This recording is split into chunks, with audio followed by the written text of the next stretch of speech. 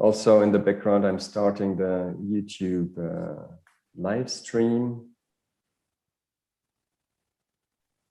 And I don't know if there are any other issues that we need to sort out before we start from any of you. I would start with a 1-minute intro on behalf of FES and then hand over to Robin to do the real stuff. No pressure.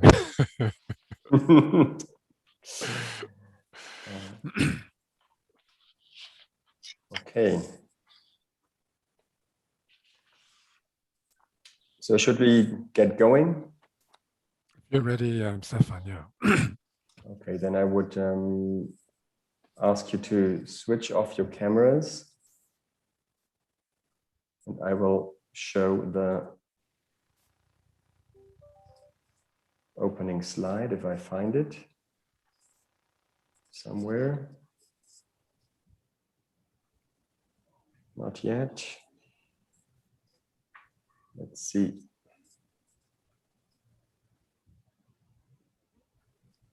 Which one? Here we go.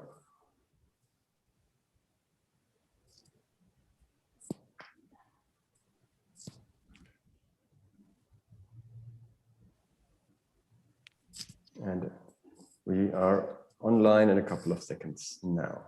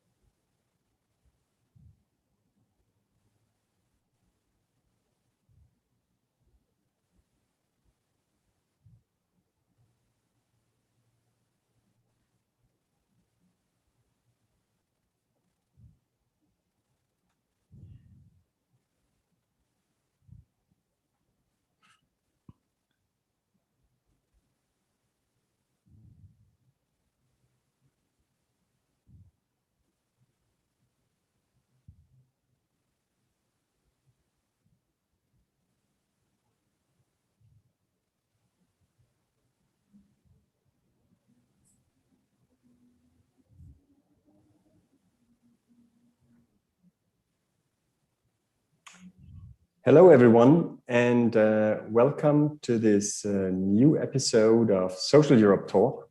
This is a cooperation of Social Europe and the Friedrich Ebert Stiftung EU office in Brussels. My name is Stefan Thalhofer. I am the Policy Officer for Economic and Social Affairs at the Friedrich Ebert Stiftung's office in Brussels. Let me briefly introduce today's debate and tell you what's bothering us at FES when we think about the state of social Europe these days. And to put it simply, it's about trying to keep a positive attitude, because indeed there has a lot been said already about the shortcomings of the European Pillar of Social Rights, or about the lack of ambition of the potential outcomes of the upcoming European Social Summit. There's definitely room for improvement, and critique is justified. But anyway, instead of becoming too negative, we want to engage in a constructive and forward-looking debate that goes beyond the pillar and beyond the EU Social Summit.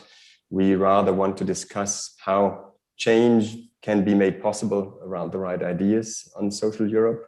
And therefore, we need to identify the challenges and the tasks ahead for a more social and a more equal Europe. So let's do this now with our excellent panel. Welcome to our speakers, and thank you for being with us.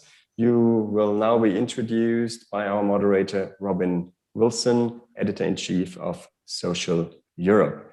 Thank you to all of you for watching. Enjoy the debate, and over to you, Robin. Thank you, Stefan, and good afternoon, everyone. And I'll add my welcome to that by Stefan to the latest in this Social Europe Talk series supported by the Friedrich Ebert Stiftung. The Social Summit, as you're aware, is coming up on Friday of this week. And so our goal today is to explore with the key players how to realize a Europe inclusive of all. The European Pillar of Social Rights, as Stefan mentioned, was launched in 2017. This year it was translated into an action plan. And here we are. And there are big challenges. In particular, can the decades of dominance of what in the literature is called negative market integration really be displaced by a positive social policy focus when this has conventionally been conceived as the prerogative of the member states? And in advance of the summit, 13 member states have supported two what have been described as non-papers, inter alia defending the national arena. So let me turn, first of all, to Jose Antonio Vieira da Silva, who is the organizer of the summit and the former Portuguese Minister of Employment. Also on the panel are Agnes Jongerius,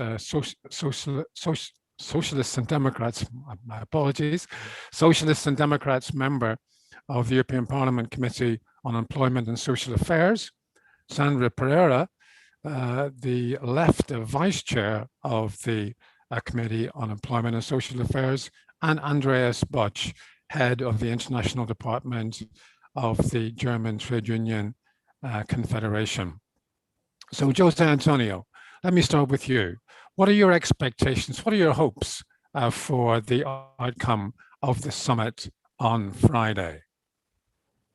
Good morning. Thank you very much for the invitation. And good morning, all of you, our colleagues in this debate. Well, sorry to interrupt you, Jose Antonio. Yes, please turn your video on. Sorry, just a minute. Thank you.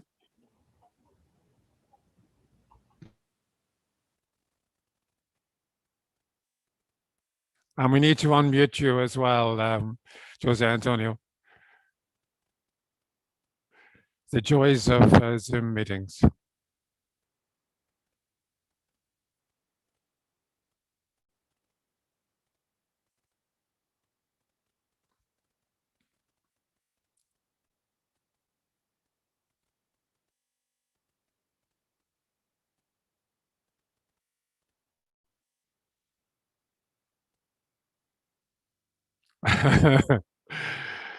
Jose Antonio is struggling with the technology here to unmute himself. He's not a reticent person by nature. And perhaps what we'll do, Jose Antonio, while you manage to find out how to unmute yourself, then we can turn to one of the other speakers. Or Stefan, can you do anything to unmute our speakers?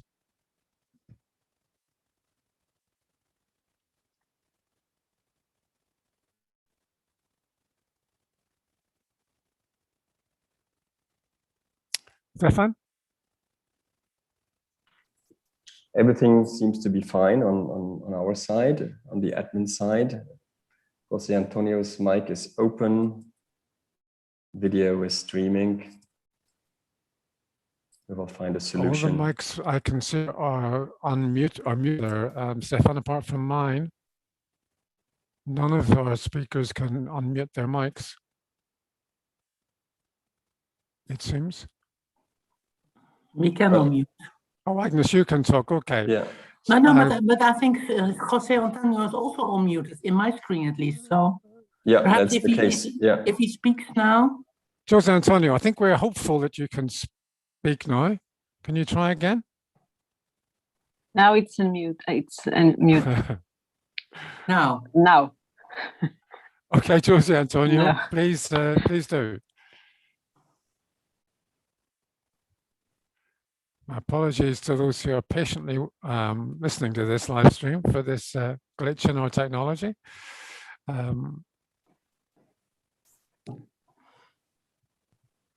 You look like you can talk, Jose Antonio. Can you try again?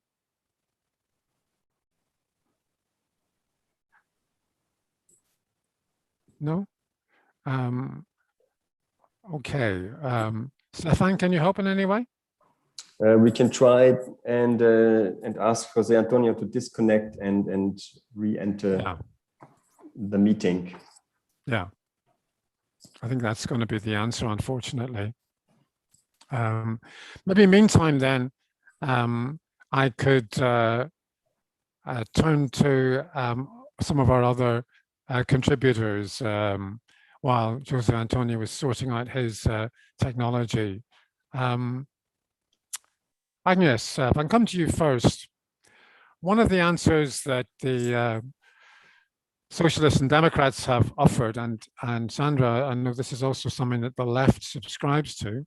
One of the answers that the S&Ds and the left have offered to this imbalance in the process of European integration between the economic side, the market side, and the social policy side is to advocate a social progress protocol.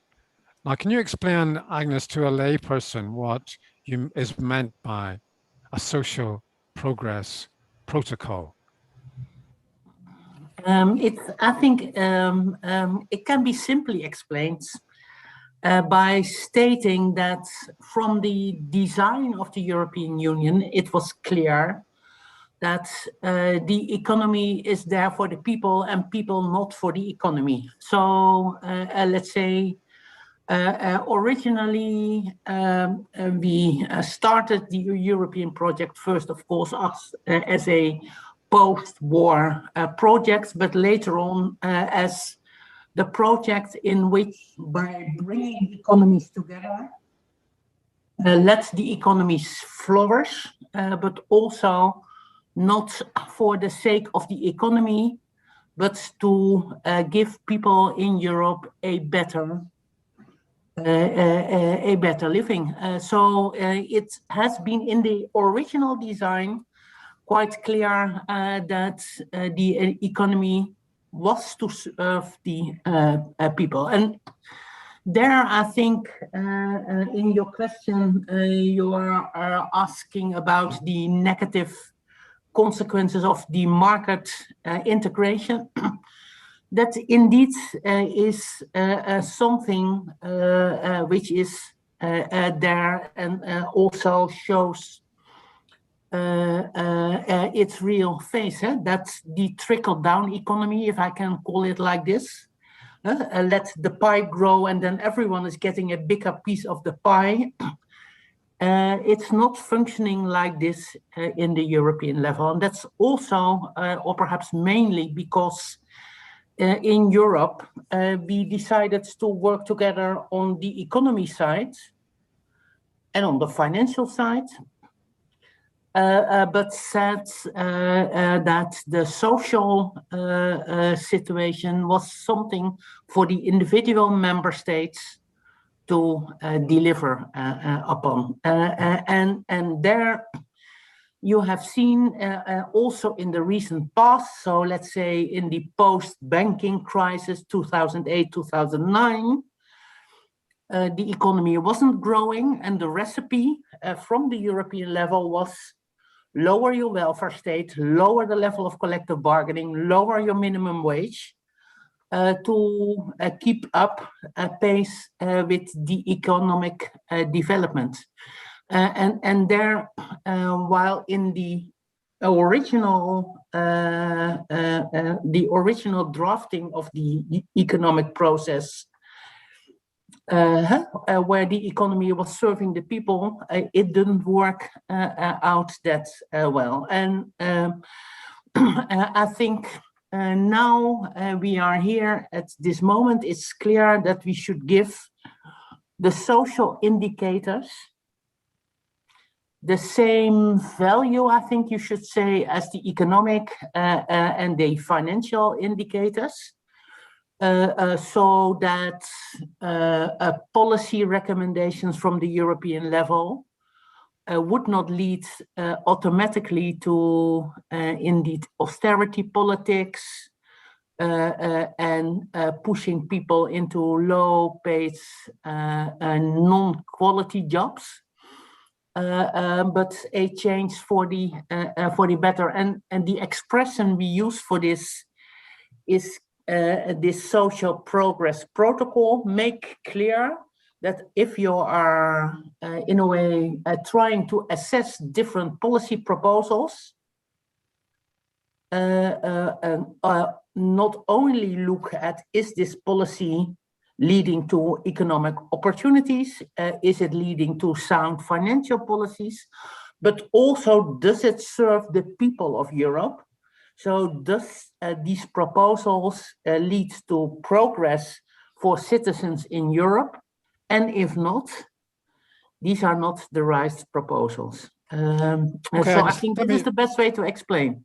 Let me bring in Sandra on that. Sandra, my understanding then is that such a protocol would be incorporated into the treaties along with the European Pillar of Social Rights itself. Now, what difference do you think that would make? So my delegation has some worries about that. So I have only can talk about on behalf of my delegation. We have some worries about that because we really think that the policies should change direction, because what we have seen in the last years is the deepening, the level down of workers' rights, social rights, labor rights. And like Agnes was saying, the labor rights and even the wages, everything was going back. So what we need is really I don't know if we should call this a protocol, but a pact for social progress and employment. And we also should have concrete targets like full employment, not the targets that are mentioned in the action plan. For us, they are not ambitious because they are too not ambitions, since we don't have a target like full employment, and even the employment that are exposed to be created, we don't know how this employment is going to be. It will be again precarious conditions for the workers, lots of hours of working, the regulating labor time. We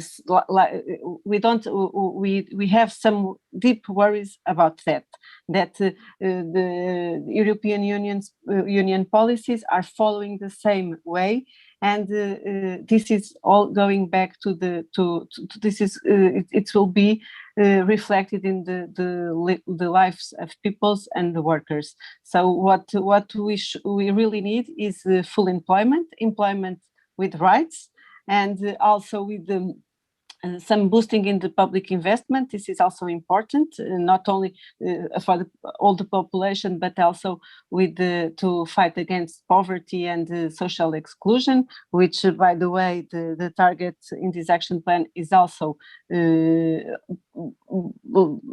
not ambitions, because if we have an ambition that we take off the poverty 15 millions of people, but we are still getting in poverty more than 75 million of people in Europe. So what we really need is a change in social policies that protect the workers and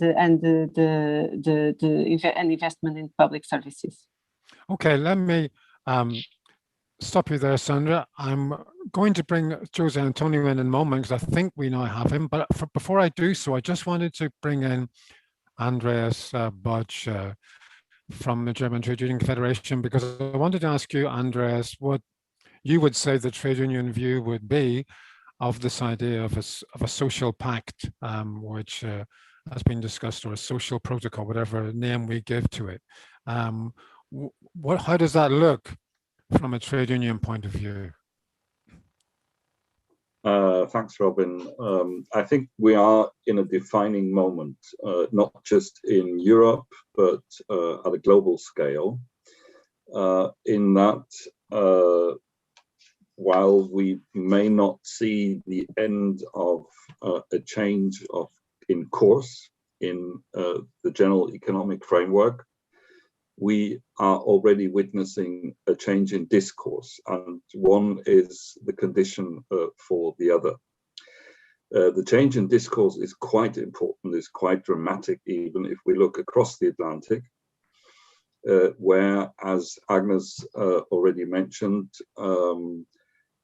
trickle down is about to be finished. And we all hope that the Biden administration can keep the speed in which it has started. So before turning to the core of your question, Robin, I believe the defining moment in Europe is already now, maybe in the vaccine. That is, how are we going to proceed when the peak of the pandemic is over? Are we going to return to a decade of austerity, which would be even harsher than the one we have seen after the great financial crisis? How are we going to deal with this extraordinary situation where not just the fiscal rules do no longer apply, but also the competition law and competition practice does not longer apply? This will be the defining moment. Now, turning to your question, Robin, of course, the unions, not just in Germany, but all over Europe, are advocating a social progress protocol, yet it doesn't seem the right moment to go for treaty changes, although I know that many of us have this view that there is also a momentum for that the crisis has shown that the deficits in European integration, that this is now the time to move from negative integration, as you called it, to something more constructive, where we would see social progress going hand in hand with market opening and market liberalization. The thing is that we have certain elements where there seems to be a consensus from left to right in Europe. That is that the public sector has been totally underestimated, and the role of the public sector and services in common interest are much more needed to counter a crisis of such an extent. So there are certain handles, as I would call them, to push forward the debate on where we should be going, and certainly the Porto Summit is one of those occasions, and we are all very grateful to the Portuguese presidency to have organized such an event. We know the Portuguese colleagues and comrades have always been very reliable partners, and it's not decided yet where we're going, but there are indicators, and I repeat myself, handles where the unions can get a grip on changing the discourse and hopefully changing the course of the policy framework in Europe.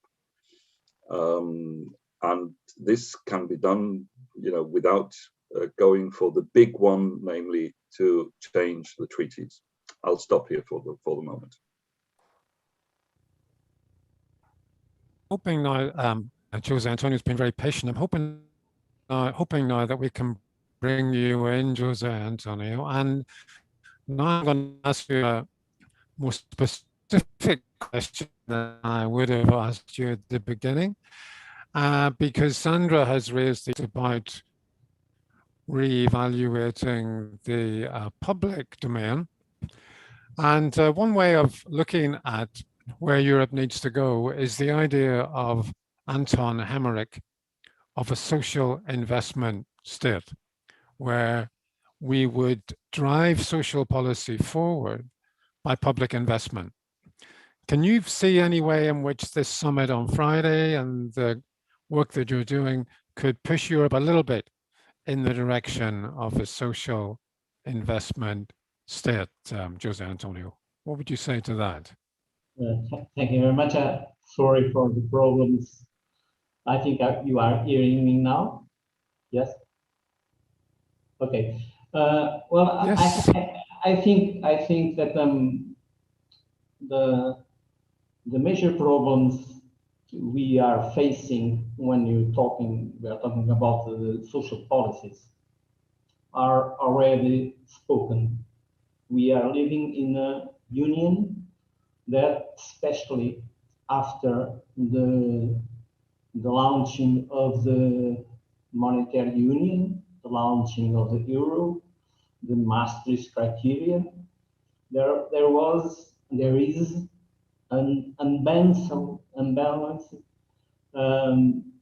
value when we are talking about the internal market, when we are talking about the financial issues, the budgetary issues, or the employment and social issues.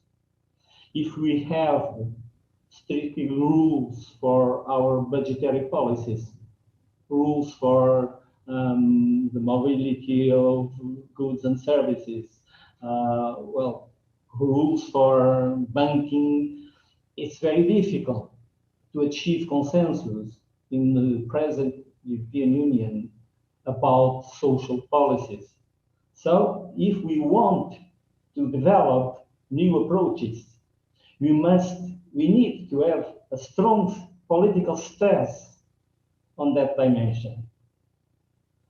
I can't say it's impossible to make positive achievements on social issues. And I think it's not right to say that the internal market don't give us some positive dimensions on our collective lives. But the truth is, it's very difficult. We are seeing now, we are debating the question of minimum wage. And we are seeing that it's a very difficult debate in the European Union. So what will be the head value of the summit, fourth summit? Well, the European Commission presented the action plan for the pillar. And that is a positive thing, because we are going to have a summit on employment and social policies less than 4 years after the Gothenburg summit. And the other employment summit, it was in 1997 in Gothenburg, when we discussed the European employment strategy that becomes something very hidden after a few years. So the fact that we, less than 4 years after Gothenburg, we are doing a step ahead of the pillar with the action plan is a positive thing.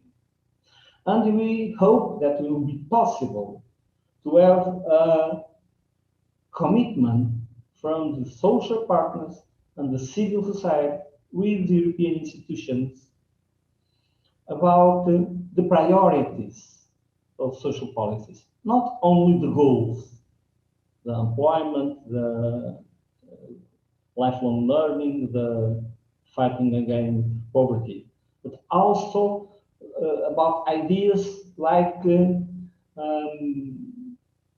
sustainable economic development, cohesion, and upward economic and social convergence.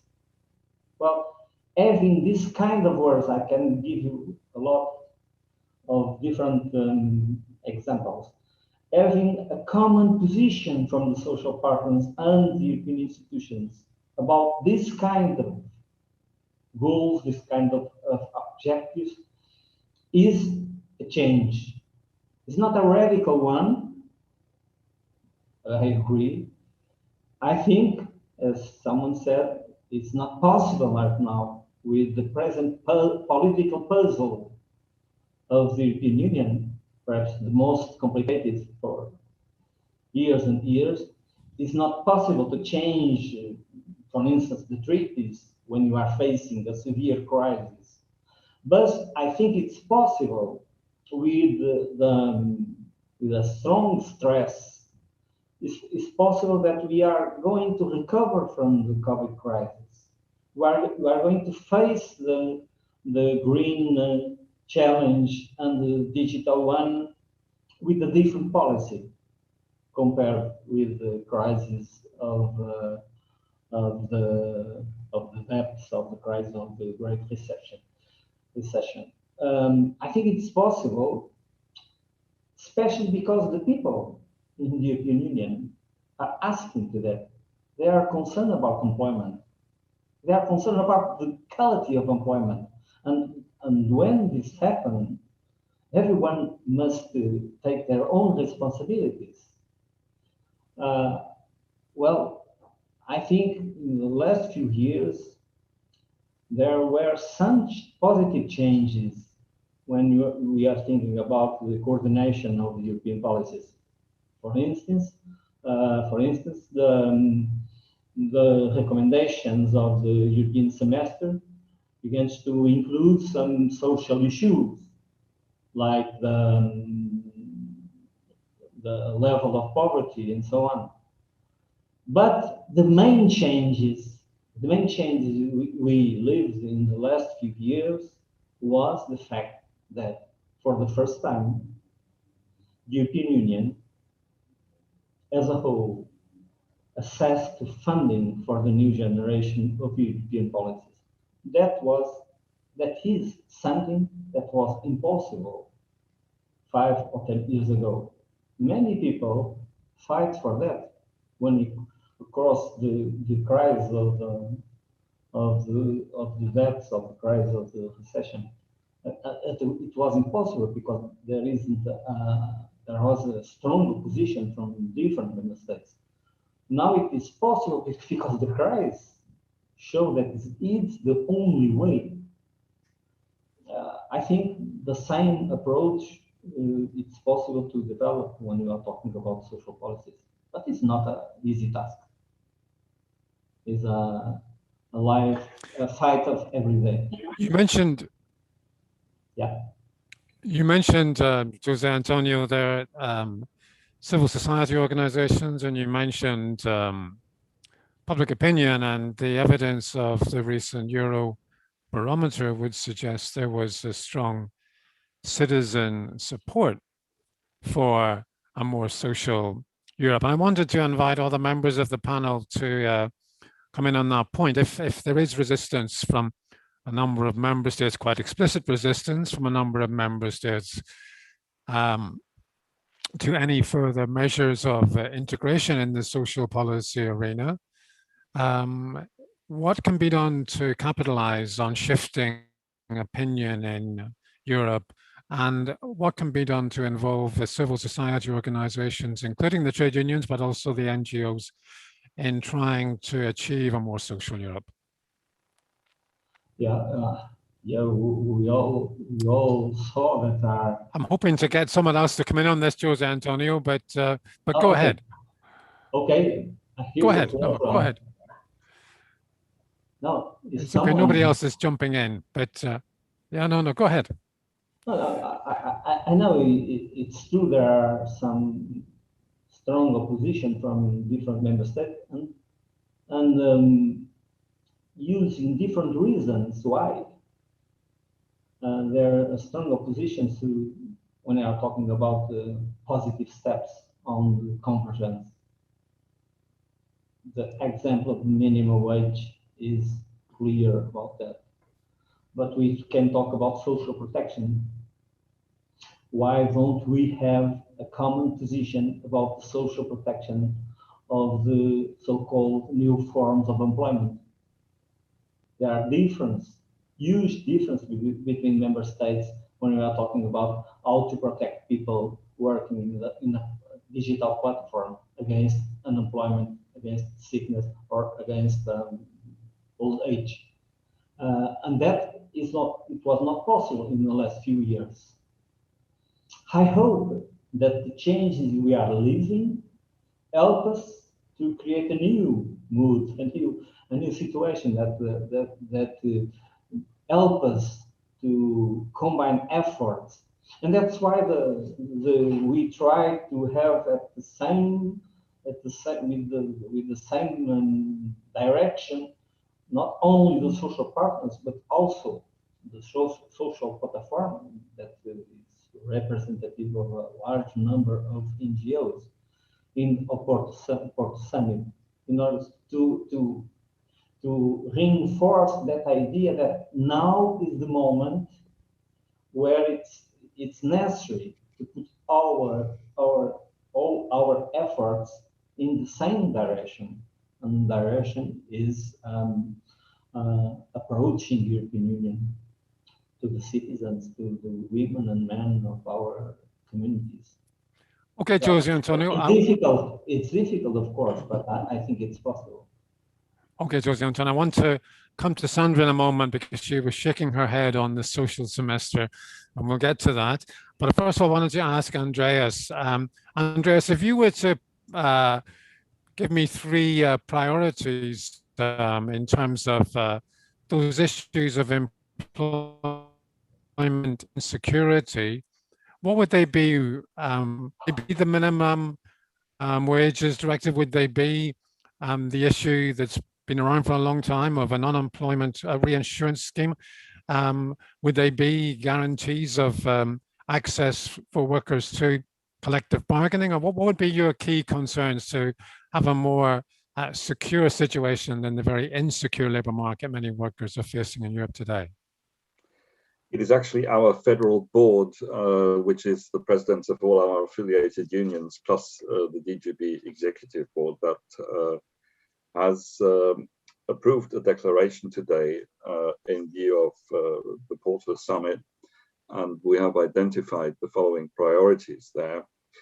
I mean, first of all, last year when the European Union introduced the short-time work regulation, we all applauded that, and now is the time to discuss how to proceed. We would like to have that permanent because it has shown its value already during the financial crisis. At that time, Austria and Germany and a few others were, the only countries to have such an instrument. Now it is cross-European. Linked to that, we still have many problems in cross-border access to social security systems. That is something where the European Union can show its value to everyone, to worker mobility. But going further, what has started as a discussion last year, we would really like to see a significant progress on. That is, we cannot just be satisfied with short-term work arrangements, but we would also need to assist social security systems in poorer countries, in countries where there is not so much fiscal space, and get to a genuine European unemployment reinsurance system funded by a fund. I won't go into the details, but you already mentioned that, Robin. But in addition to that, I believe it is time to have European minimum standards on the agenda. Minimum standards, say, for instance, for national systems of unemployment insurance. There's a wide range of different national regulations, and it should be possible within the European Union to agree on a minimum set of standards which all national social security systems should apply.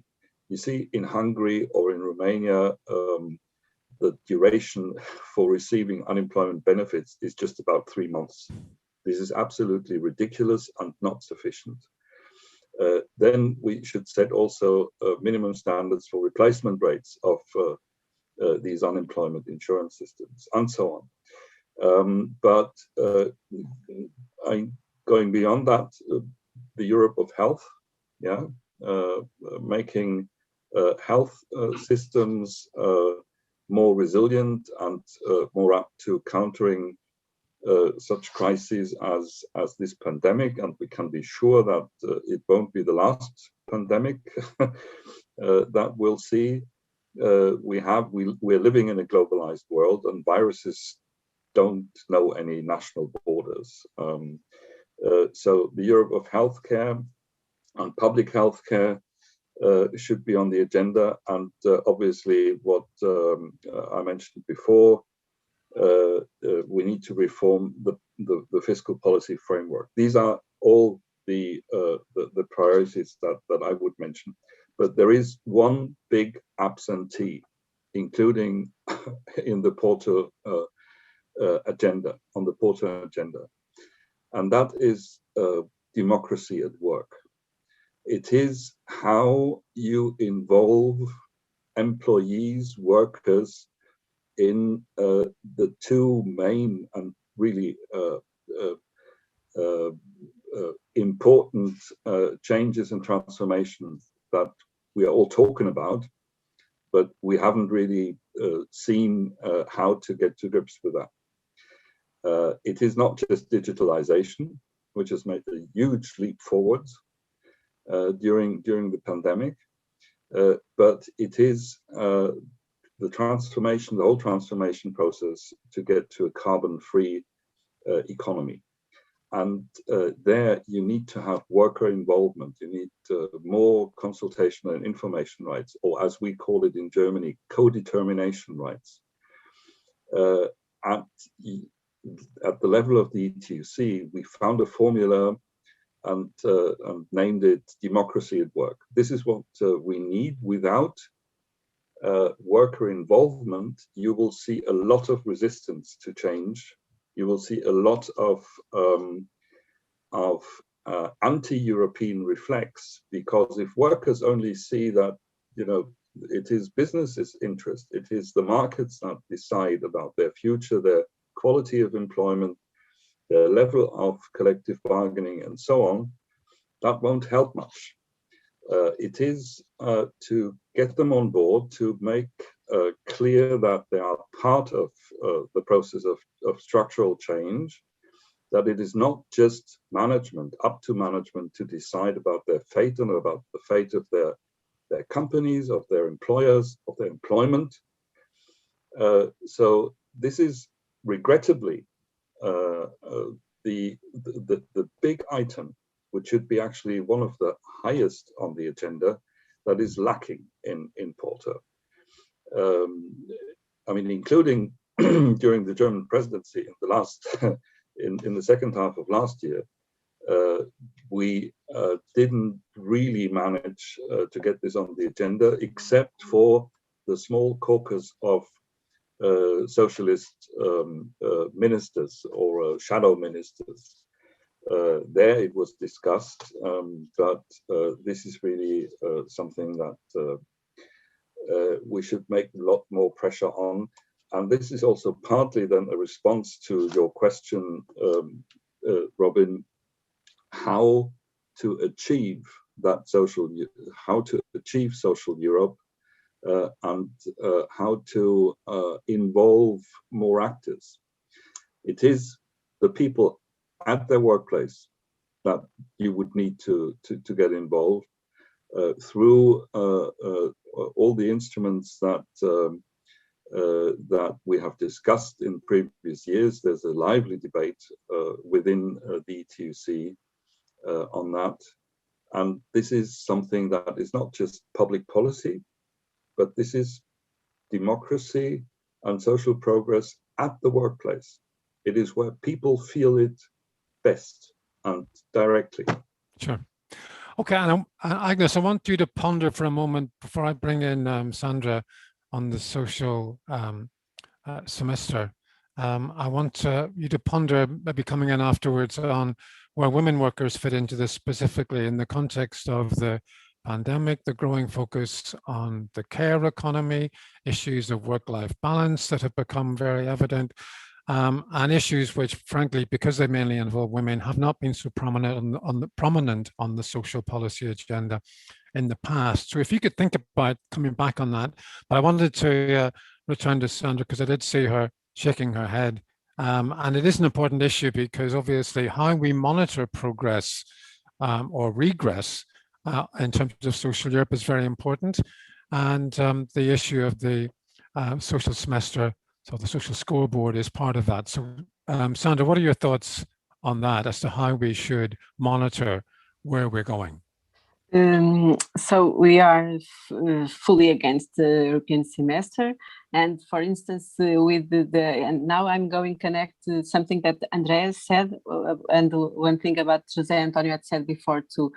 For instance, in Portugal, during several years we received the country specific recommendations saying that we should do cuts in the social functions of states, namely health, in the health sector. So we see that when the pandemic came, the consequences of the privatization, liberalization, and the dismantling, this and the degradation of the or the lack of high quality that of the services, they were really exposed with the pandemic. And so that's why we have several doubts about all these principles, 20 principles for this pillar. But what we see that the European Union do to the countries is that cuts, not to let them raising their wages, cuts in financing the social functions of the state. So that's why we have really serious worries about this pillar. And for us, it's really like propaganda. And for instance, you were talking about the something, and I recall that the transparency directive. We always have this in our national laws that for equal work you should have equal pay, also in the treaties of the European Union. But what we see, in fact, that this is not it doesn't happen, and even it doesn't happen because there are no mechanisms in the field monitoring what is happening, and because even also in public sector, but also in the private sector, there are, for instance, outsourcing. When you have outsourcing services, you can have people working side by side. One of them is contracted by the public sector, and the other is outsourced, is contracted by an outsourced. So how you will guarantee that they are being paid at the same level? They are doing the same job. So I think this is an hypocrisy, because what we felt in the field is that we can have all these measures painted in social colors, but in fact what they are doing is that they are level down the rights of the workers and the social rights of the peoples. And as for instance, let me just say one thing more, because we are here.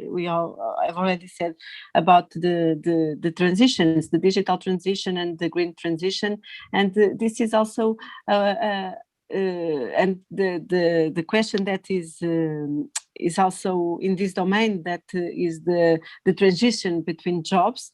And what we see in fact, for instance, in Portugal, what is happening, people are being dismissed on behalf of these transitions, because we are closing companies, factories, with this excuse of the transition, but there is no solution for that workers. So this is how do you explain to the people that why are they being fired? Yes, I want to come back to the issue of the macroeconomic governance arrangements of the Union before we finish, because clearly this is a huge issue in terms of what can be achieved in terms of social policy. But I want to bring in Agnes, and Sandra just mentioned there the gender pay gap transparency issue and the directive that we're awaiting around that. But I wanted to bring you in, Agnes, on those other issues which are also vital to a gender agenda, if you like, of the care economy, work-life balance, and the suggestion that in addition to the youth guarantee, for example, there should be a child guarantee. What are your thoughts on that area of social policy, Agnes? I'm, let's say, slightly more optimistic about the current situation than Sandra is.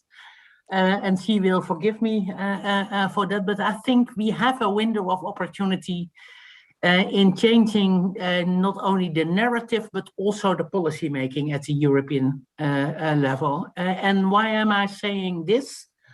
And not only because of these 9 out of 10 citizens of Europe who are in favor of it, but also because we see a change in the practice. I think if you would have asked me 5 years ago if social policies would be on the top of the agenda, I would not have thought this is possible.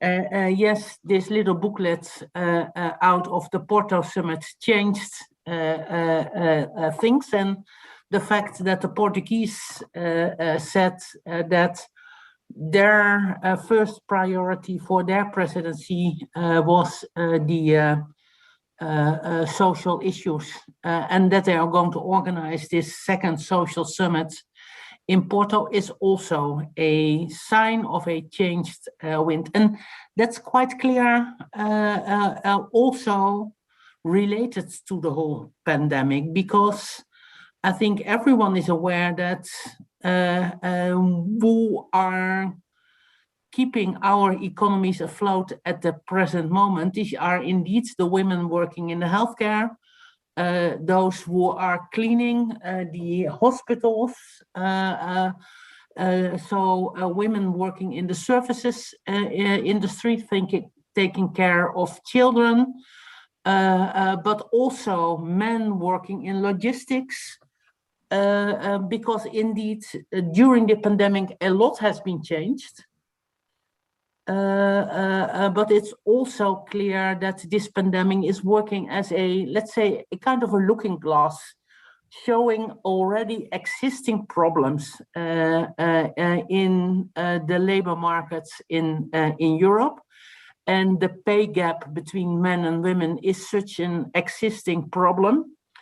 And it's also clear that just going out to your balcony to applaud the workers is not enough to value their work. And at the moment in the European Parliament, I'm working on the proposal on minimum wages and collective bargaining.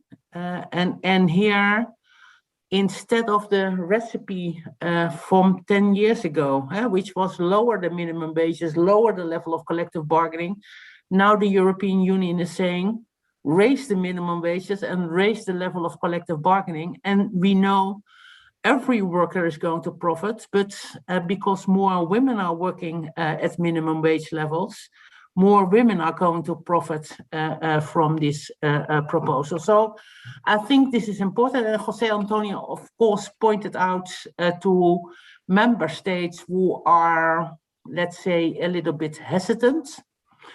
And there I like to tell the story about my home country, the Netherlands, where our minister was fighting cats and dogs to prevent the work-life balance directive to come through.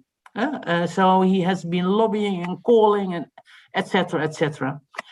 And because that was a minority position, and because we got a quite firm position in the European Parliament, we got this work-life balance through. And now he's campaigning for himself, saying, you know, I'm the responsible young father who's taking care of young families, and trying not to mention in any sense that this is just because of from the European level, the pressure has been raised. And I think this is how we should do it. We should put our agenda on the table and use the public support for the policies, and make use of this window of opportunities. And Andreas put his wish list on the agenda. I think next to employment, I'm very much in favor of an indicator for quality employment at the European level, because no way I'm satisfied with counting people working for Uber or Deliveroo as full-fledged workers. They're not. They're workers without any protection. And next to the issues Andreas mentioned, I also think we should at the European level have an indicator in which we say no one should die from his work. Because protecting the safe and healthy working environments is also where Europe has some tradition, but also we should push forward, because you also see now in the new labor markets, new problems are arising.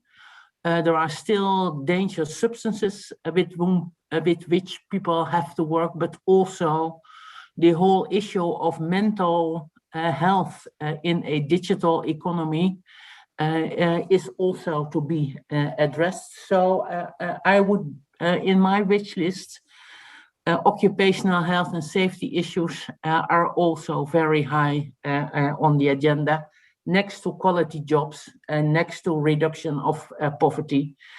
And that would be my shopping list for the Porto Summit. And all of which would then connect to...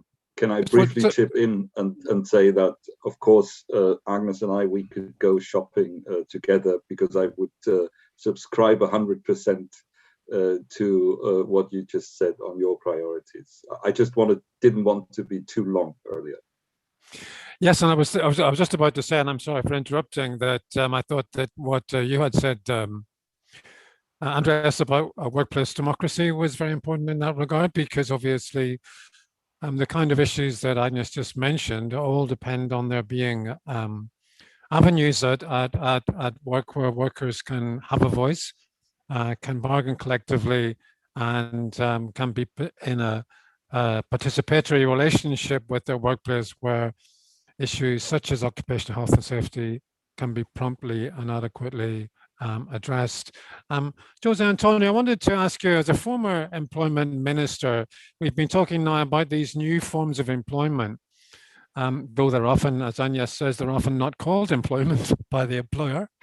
But we're seeing these examples, even if they apply at the moment to a relatively small proportion of the labor market. But the gig economy, nevertheless, is an extreme example of the wider precarization of labor in the labor market today. And I wonder what your thoughts were on that, given your own experience in Portugal being a Minister of Employment, and what do you think the key things are to address this very extreme precarity that a lot of people are experiencing, particularly young people, in today's labor market?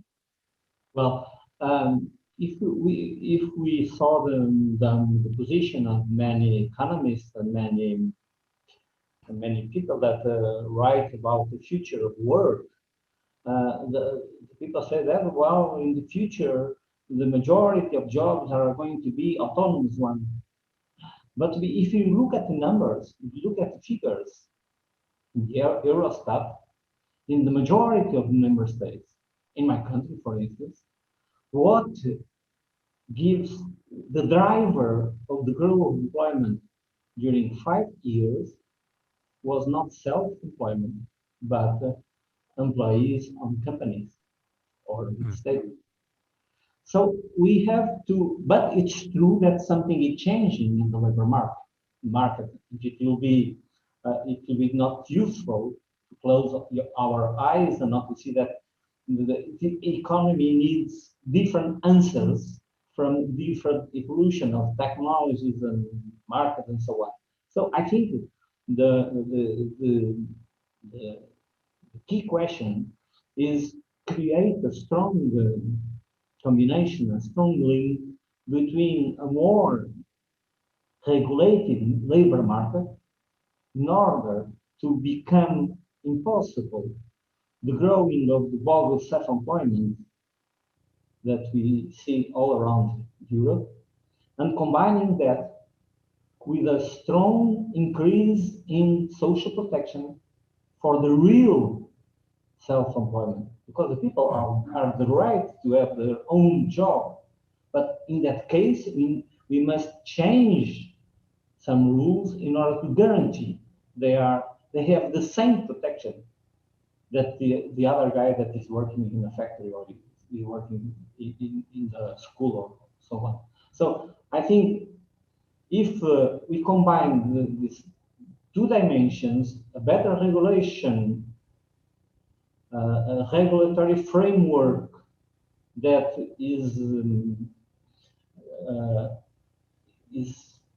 has the capacity of make a distinction about the real new self-employment and those bogus forms of autonomy, and we combine with a stronger social security.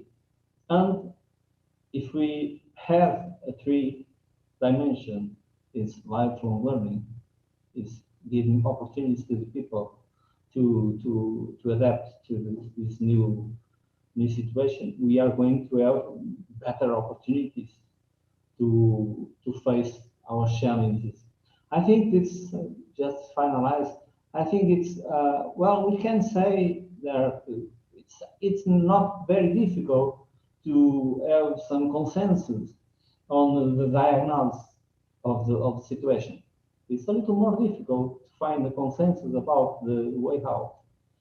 Sure. But I think it's not possible to wait that everything be changed to the real life of people change effectively. So we need to give steps. Otherwise, the people are going to listen the voices that say, well, perhaps the better is exit. Go out, find another solution. And from my point of view, the project of the European Union is still the better answer for European citizens, for the women and men of our Europe. Sure. But we need to give concrete answers, concrete proposals, and not only dream about a future that never comes. Okay, Sandra, I see you want to come back in again. I want to try see if we could have a final round of contributions now, because we're coming to the end, and I think we've made interesting progress in this discussion. We've started from the challenge of moving the European Union on from a primarily negative market clearing agenda onto a positive social policy one. We've talked about the fact that there have been some member states who've been challenging that. We've then talked about the way that public opinion and the European citizenry and the NGOs may go with a more positive agenda. And we've talked about ideas like a social investment state that might be a goal to aim at, and how we might translate that into particular policies and new measures which would be more appropriate than the old ones. Then my final question is, how do we get to a point where there is the right macroeconomic context in Europe so that Sandra doesn't face the problems she mentioned, where in a country like Portugal, a government which wants to do positive things in the arena of social policy finds itself hamstrung, finds itself constrained by the fiscal rules which arose from the Maastricht Treaty. So I want to ask finally your thoughts on that. How do we get to a context where there really can be the public investment that is needed in the social arena when we've got these restrictive fiscal rules? And maybe Sandra, because you had your hand up, you might want to start this final round. briefly, if you would, everybody. So I will get to this, but let me just say one thing about the work, democracy in work. The European Parliament is having to be a report. We are going to be shadows in that report, and for us, it's really difficult to participate democratically in your job if you are a precarious worker. Sure. So it's really, really difficult, and we have precarious work spread all over the world, all over the sectors, in the health sector, in the public school, in universities, in everywhere. There are this precariousness is everywhere. So it's very, very difficult to put this to organize these workers in the trade unions, and also with the digitalization. If you improve the teleworking, it will be also difficult because you are isolating workers, and it will be also difficult to organize them to the common fight. So I think this is something that we have to think about it, because the way that we are going through the precariousness and also the digitalization are not good for participation in the democracy of the institutions.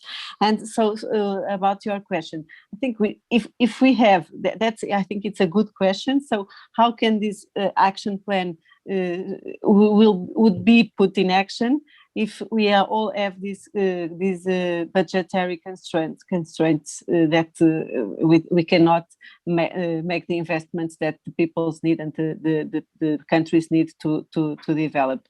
I think what we have is once again more inequality and more disparities between regions and between countries. Andreas, I think you will have some thoughts on this as well, from a trade union point of view. I'll be very brief. I have 3 points. First, keep the monetary policy framework where it is as long as possible, accommodative. Secondly, learning from the US is learning how to win, to rephrase an old slogan in the former east of Germany. And thirdly, make next generation EU permanent by turning it into an EU investment fund that is able to finance cross-border investment, but also national investment.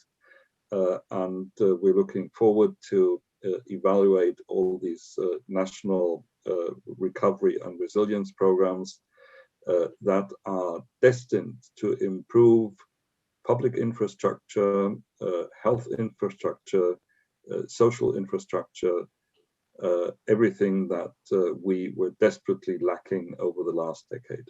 I'll stop here. Thanks, Andreas. And Agnes, and Andreas has hinted at the fact that after decades of sniffing at America from progressive Europe, now we're finding a situation where perhaps the US is taking the lead when it comes to rediscovering the merits of Keynesian economics. So what's your thoughts on that? I think let's use this opportunity in our own advantage. And indeed, some people were talking about Sleepy Joe in the time of the election, but he's not sleeping at all. He is very active putting policy proposals on the table, and there, next to the issues already touched upon by Andreas, I found it quite remarkable that last week he said, I'm not handing out any federal contracts anymore, which are paid below $15 an hour. So he's using the public procurement instruments. I know that also in the European level, the public procurement directive is under revision, because people are saying we should include the climate targets, the Paris targets.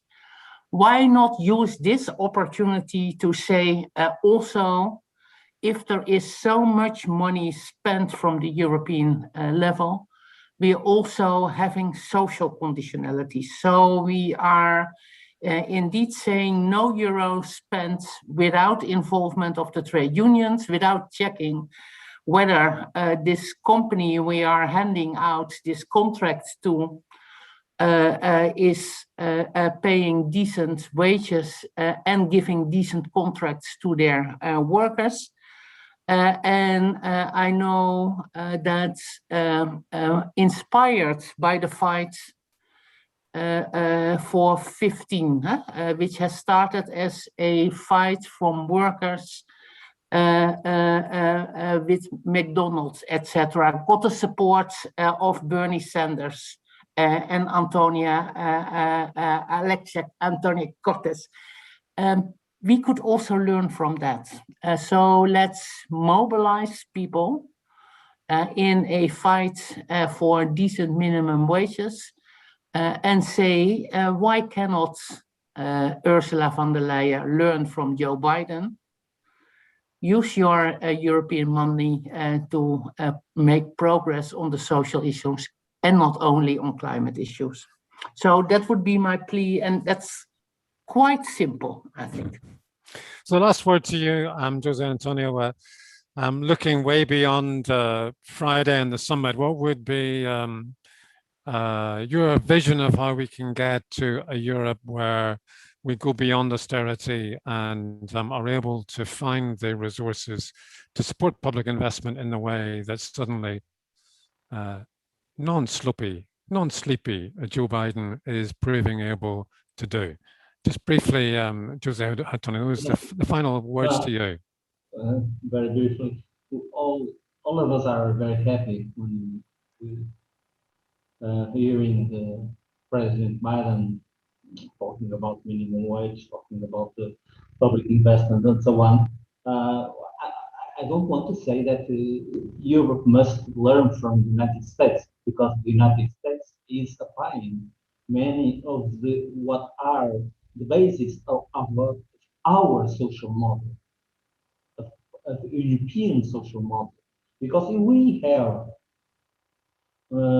economic stabilizers that there are in the United States, they don't have parental leaves, they don't have the same schedule, the same scheme for unemployment and so on. So let's look at our tradition and not to lose it. It's very important.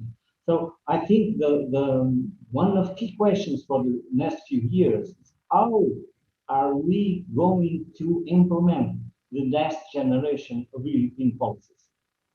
The response of that question, I think, could help us, as Andrea said, to make a positive evolution for a really strong European fund in order to make an impulse on social services, on social infrastructure, in the people learning, in lifelong learning and so on. But we need to win that battle, the battle of use our resilience and recovery plans as success.